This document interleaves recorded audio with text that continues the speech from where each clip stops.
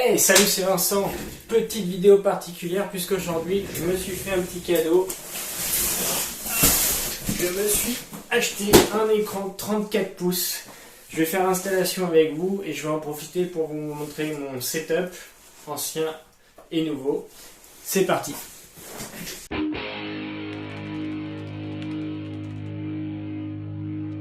Avant de tout démonter, je voulais vous montrer mes deux écrans actuels.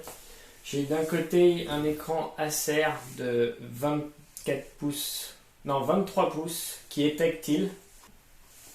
Et de l'autre côté, j'ai un écran de 24 pouces de Samsung. Les deux sont montés sur un bras Logitech, donc un dual. Je ferai une petite présentation après du bras. Je vais garder l'écran tactile quelque part et l'écran Samsung, je vais le passer à ma femme.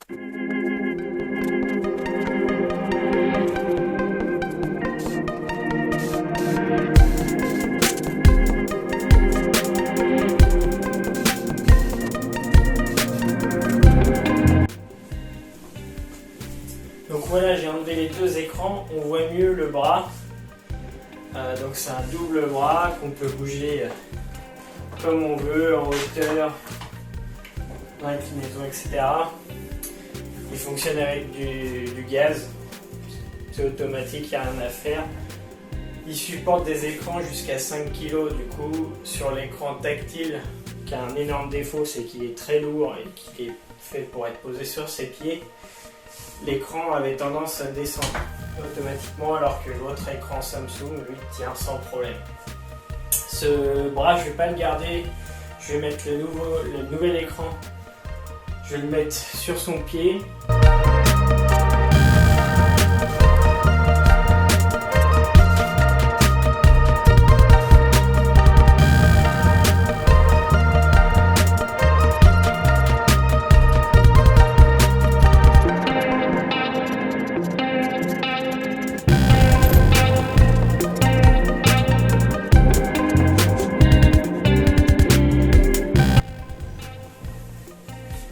Bon, j'ai fait de la place sur le bureau, je vais passer au déballage du carton, c'est ce qui nous intéresse le plus et on va voir ce que ça donne cet écran 34 pouces.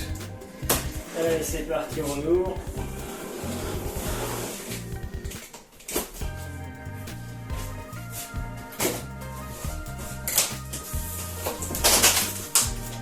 Donc cet écran, c'est un PGM 340 de la marque Fox Spirit, qui est une marque française entre guillemets, puisqu'elle est commercialisée par LDLC.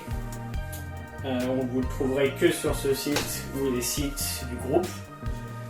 Le prix d'achat, c'est 359 €. Pour un écran de cette taille, c'est très peu cher, sachant que vous avez quasiment toutes les fonctionnalités qu'on retrouve maintenant sur les écrans.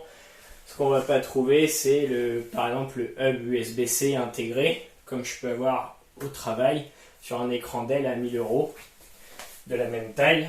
Moi j'ai déjà un dock USB-C, donc j'ai pas besoin de plus. Allez, on continue de déballer. Donc, on a la notice avec les câbles, on a même un tournevis, sûrement pour monter les plaques s'il y a besoin.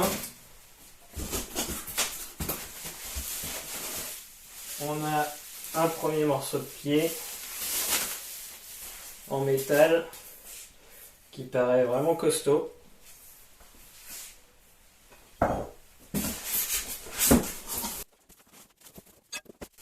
On a le deuxième bout du pied qui est là. Pareil, toujours en métal. Belle finition. Et enfin, hop, on a l'écran qui est bien protégé. Voilà.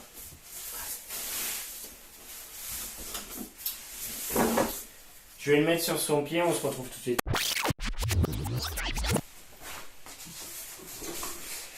Bon, ça y est, l'écran est monté, ça fait quelques jours que je teste maintenant.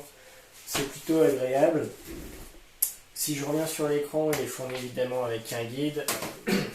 Il est fourni avec un câble DisplayPort et un câble HDMI et son câble d'alimentation que je n'ai pas utilisé.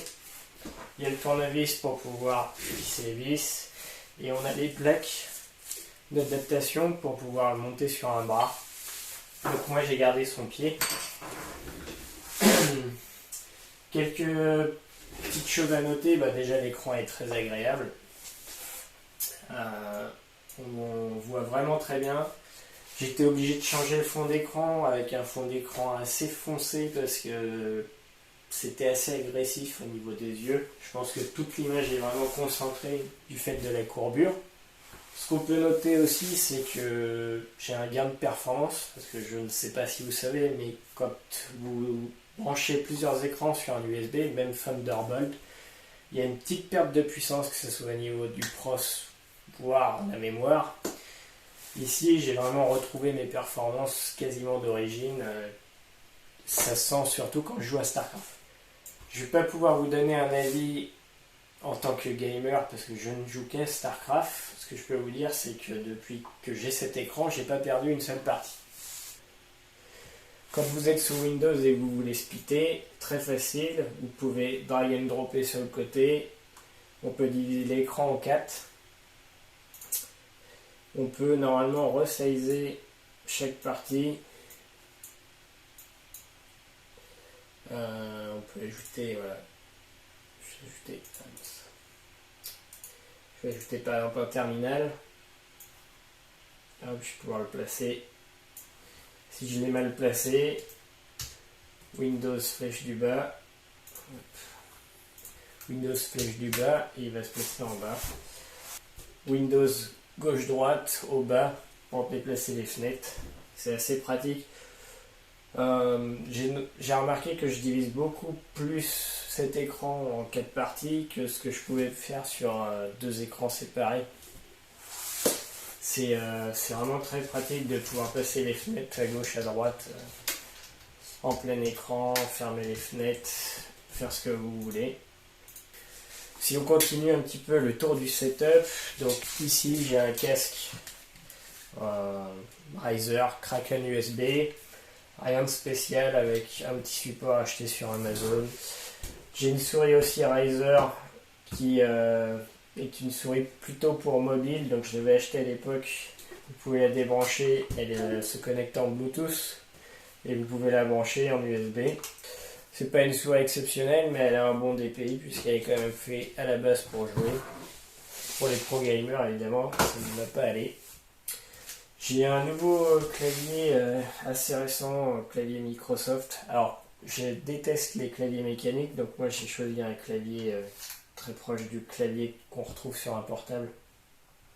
Ce que j'aime bien sur ce clavier, c'est que il y a une petite touche smiley. Ça c'est pas mal, ça me permet de sélectionner les smileys directement. Et j'ai une touche aussi pour faire des captures d'écran. Donc si je fais FN12, voilà, je peux directement faire mes captures d'écran. Donc ça c'est les fonctionnalités de Windows de base, il faut juste connaître les raccourcis. Et là ils sont directement sur le clavier. On a donc mon dock Thunderbolt 14 Sport. On a un vieux pack audio Logitech 5.1.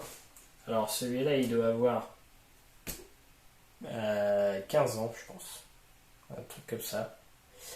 Il fonctionne encore très très bien. J'ai les 5 enceintes, j'ai le caisson de basse que vous ne voyez pas. Voilà. J'ai le PC du coup du travail qui est connecté en USB-C. Et j'ai rajouté la ligne parce que ce PC Dell consomme énormément de courant. Donc on reçoit une alerte en fait qui dit que le courant débité par l'USB-C n'est pas suffisant. Je préfère ajouter l'alimentation même si c'est pas vraiment nécessaire. Si vous consommez beaucoup de processeurs et de mémoire, si vous jouez, si vous faites du montage vidéo, ça peut être nécessaire. La webcam, c'est une webcam achetée sur Amazon. C'est pas une Logitech, c'est Logitubo qui fait son taf, 1080p, vraiment standard avec un micro intégré. Donc comme je vous ai dit, j'ai mis un fond d'écran assez foncé pour soulager les yeux. Et j'ai aussi déplacé la barre qui était en bas J'ai remarqué que quand je mettais des fenêtres, notamment sur les jeux, la barre va souvent gêner, donc je préfère la caler carrément sur un des côtés, sachant que si vous avez des jeux qui ne s'adaptent pas sur la résolution qui est du 3440 par 1440, donc on est sur du 21/9 extra large, vous allez pouvoir cependant trouver des fonds d'écran sans trop de difficultés. J'en ai trouvé pas mal, j'ai gardé celui-là pour l'instant, on verra. Bon voilà, c'est tout pour cette vidéo, j'espère que ça vous a plu. Si vous voulez en savoir plus sur le setup, si vous avez des questions, n'hésitez pas à laisser un commentaire. Si vous avez des remarques sur les 34 pouces ou des questions quelconques, laissez un commentaire. Et surtout, n'hésitez pas à vous abonner à la chaîne. Merci, à la prochaine.